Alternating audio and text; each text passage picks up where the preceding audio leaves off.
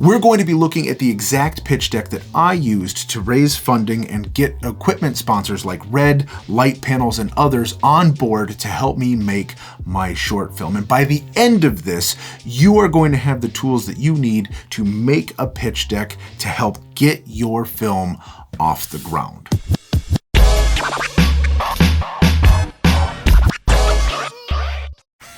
A pitch deck is a visual proposal to collaborators, to financiers, or to other partners to give them a sense for the vision that you have in your head. It is a professional and engaging way to showcase your idea to potential crew members, to potential financiers, or other partners to get them not just interested in you and what you're doing, but excited about the world that you're building and the story that you're telling. We're going to use the pitch deck that I used for Lightly Ghosted, the name of the short film that I created, as an example. This will also be available to you for free as a downloadable resource in the description below, should you find that helpful for you. First slide up. This is where you set the tone. This is where you set the pace. This is the thing that you use to kind of hook and grab them into what you're doing. We want to do 3 things with this and 3 things only. We need to give them the title, we need to give them a tagline, and we need to give them kind of a sense of the visual tone. First impressions matter, and this is where you make your first impression. Lightly Ghosted, not in a boring font. Choose something that's intentional, something that's interesting. This isn't the font we ended up using for the project itself, but it does give a sense for the personality that we're bringing into this project.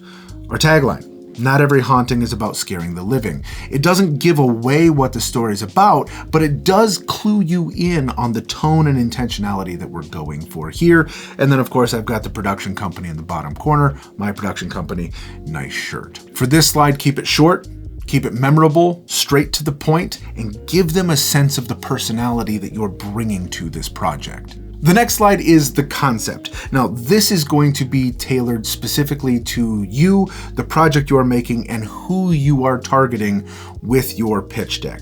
But the most important part is to convey what we're trying to make. What are we setting out to create here? We have a 1-sentence summary. If we have a tagline at the top, this would be the log line. This is just the basic bullet of what we're trying to make, followed by the tone.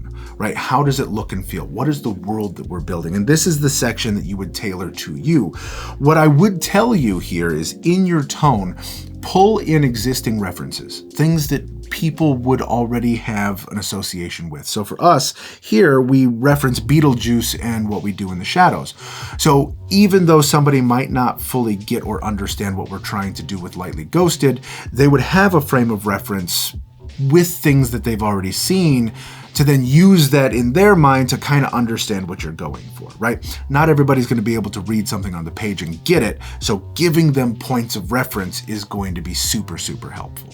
The next slides are your story slides and your character slides. Again, all building on one another. Starting with the story slide, this is where your synopsis lives. Your synopsis is a 1 to 2 paragraph summary of your entire movie from start to finish. This is not where we put vagaries. This is not where we put cliffhangers. This is where we have the exact story as we want it to be told. This is not where we put camera work, right? This is not where we put technical achievement. This is not where we put the explanation of how we plan to do things. This should read narratively like a book. Next are your characters. You don't need every character in your story, but you do want every key character in your story. This is where you get to bring the characters of your movie to life. This should feel tangible. It should feel real. It should feel vivid. It should be like you could reach out and touch them.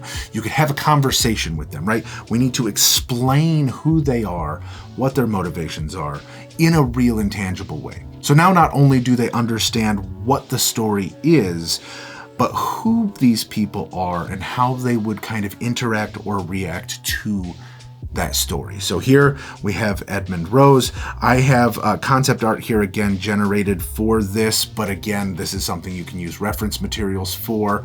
And then if we go down kind of to the next one, we then have Marcus, who is kind of our main subject matter in this piece here. And we explain this, and next to that, of course, we then actually have the headshot of the actor that we cast. In the first iteration of this, we used concept art to kind of give a sense for who this was. But once we had our character cast, we threw that cast member in there. So then that way, as your audience is reading about who this character is, they can put a face to the name that then when they see them on set or on screen or what have you, it all lines up, right? So same is true for Sarah. Sarah, we originally had written that character as being a little bit different, but once we cast this actor and we liked the performance of this actor and what they were bringing, we rewrote the character of Sarah to match the actor more closely than we had originally written them. The last character that we had is not a person, but it is the place. So in this, the short film has 3 actors that take place in one location. So we have a description of what the location in the script is, but just like we put the headshots for our actors, in this we actually put location scout stills, so that way you could get a sense for exactly kind of where this world would live. Also, time out, we got this location because of this pitch deck, right? I sent the property owner the deck and the script and said, this is the movie we're trying to make. And that's how we got access to film at the location we ended up filming at, was because of this deck. Once we had the location locked, I then took out the concept art that I had originally had in here and replaced it with all of these actual location stills. After we've gotten through the story and the characters, and in this case the location, we then get into the tone and style of the project. This is where you can let your viewing audience of the pitch deck see the movie before it's made. This is where you would take elements of a mood board. If you're curious about mood boards, made a video about that up there. You can go check that out. While a mood board is an internal facing document for you, for crew, for cast, for people to kind of understand the visual world that you are building, we take the elements from that and we put that into the pitch deck, which is an external facing document. So then that way everyone understands the world that we're building. You want to avoid kind of generic visuals here. Things should be very targeted, because this is, of course, how you're showing what the world you're creating really looks like. So you want it to be really, really lasered in. So if we look at this here, first thing up, we have one location and we have 3 actors, but those 3 actors are living on 2 different timelines. So we have kind of the ghost living in this really warm daylight, kind of soft, vintagey morning light for their whole existence. And then we have, of course, these paranormal investigators that are living in this like gritty, grungy, kind of dark, abandoned mansion. And we're using the same location in 2 very different ways to kind of give that sense. So we explain that here, right? We have 2 very different timelines that we're going to be showing in 2 very different ways. So the visuals and the tones and the explanation feed to that. We then take that a step further with this next slide, where we really break down exactly what each world looks like, what we're bringing to that world, and why they look the way that they look. Yours doesn't have to look like this, right? Because I'm assuming that most of you aren't going to be having a short film that does this kind of a thing. But here is where you would use elements of your mood board. So color palettes, reference visuals, lighting visuals, right? And you could create a collage in this to showcase, hey, listen, we haven't made the movie yet, but this is what the movie should look like. This is what the world we're building is going to be. That's kind of the next piece of, now that we kind of understand what we're making, we now need to understand how we're getting there. And that, for us, is this technical approach. That might be different for you depending on what the goal of your pitch deck is, but for us, because we were pitching brands like Red, like light panels, like Seconic, right? Like some of these big pillar institutions within the world of filmmaking, we needed to demonstrate to them how their equipment would be used and why it would matter and be valuable to the story that we were telling. But if you're pitching for funding, right, it would be, here's how much we're raising, this is where those dollars are going, right? We've raised this much so far, we need this much more, here's what that money is going towards, right? It's the explanation of what their involvement is going to have in the project. The next 2 slides are super important and something that I don't feel enough people include in their pitch decks. The first is target audience. We don't make movies in a vacuum. We don't make them just for us, right? Unless you're making an avant-garde art film, theoretically, there should be someone on the other end of the screen watching the movie that you made and hopefully enjoying it. So for us, and the movie that I wanted to make, I knew I wanted to make this series. So first point of the target audience is filmmakers and film lovers. That's you, right? That's who we're talking to. That's part of our target audience. The other part, of course, are the people who might not be interested in the filmmaking component of it, but just want to enjoy a lighthearted comedy that kind of lives in that supernatural or horror genre. These are the people who are going to want to watch this movie. If you're asking for funding, if you're asking for equipment, if you're asking for somebody to get on board to help you make this, we need to know that our efforts are going somewhere, right? Like, this is gonna matter. Like, this is actually gonna do something. Which takes us to our next slide, market potential. Okay, this is also what you would call kind of case studies. This is what you would call kind of a market analysis, right? All of that's kind of the same thing. But if we know who we're talking to, we need to understand the landscape that we're trying to enter. In the corner, we have 4 kind of reference examples of shows or movies that tonally kind of exist in the same space that we're trying to enter. Ghosts, Wednesday, What We Do in the Shadows, Beetlejuice, all kind of has this humorous, campy, fun-loving kind of component to a traditionally dark genre. So, supernatural comedy trend, that's kind of the first piece to that.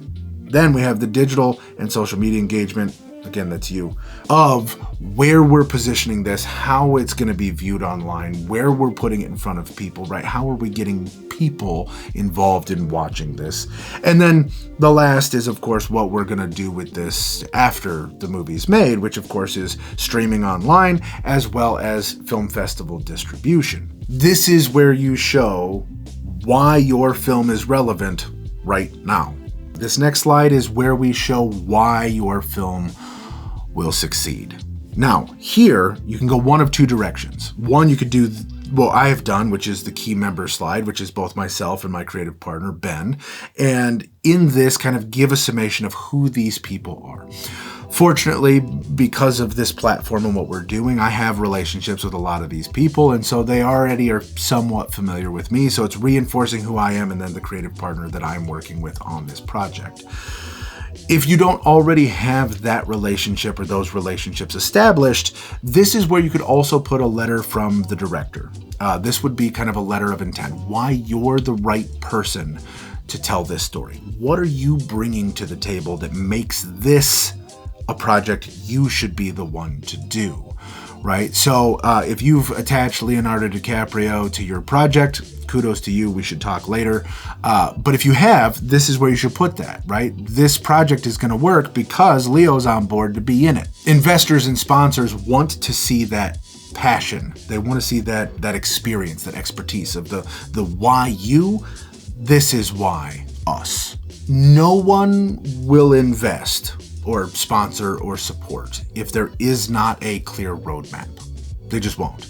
Making movies is incredibly difficult, and most movies that set out to be made don't actually end up getting made because this is hard. So with that, you need to be very specific with your asks, and you need to be very specific with your timelines, right? So here we have our production plan. This is what we're setting out to do. This is the timeline of when we're doing it. So I was pitching this in the fall, and I knew that I was going to use kind of the holiday break to do the pre-production and get this thing all revved up, so that way we could shoot it in January, to then finish the movie by March, to then have the movie out into the world in April, and then to move on and kind of actually make the whole thing, right? You have to have that roadmap.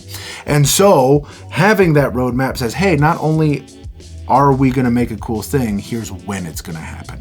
Now, I added this slide, not really a traditional slide, but just kind of for the nature of what we were doing, kind of a component I think is important for what we'll be talking about later. Make sure you subscribe so that way we have that conversation, is of course film festivals. So I put this slide in here for our sponsors and partners that all kind of contributed to this to kind of show, hey, this isn't just a short film that's going to live online. We actually have a roadmap for where we want this thing to go, for how we want this thing to play out, for the life it's going to have after it exists on YouTube. And then you need a call to action, right? Which is the final one. This is join us in creating something special. This thing here is all built for this call to action.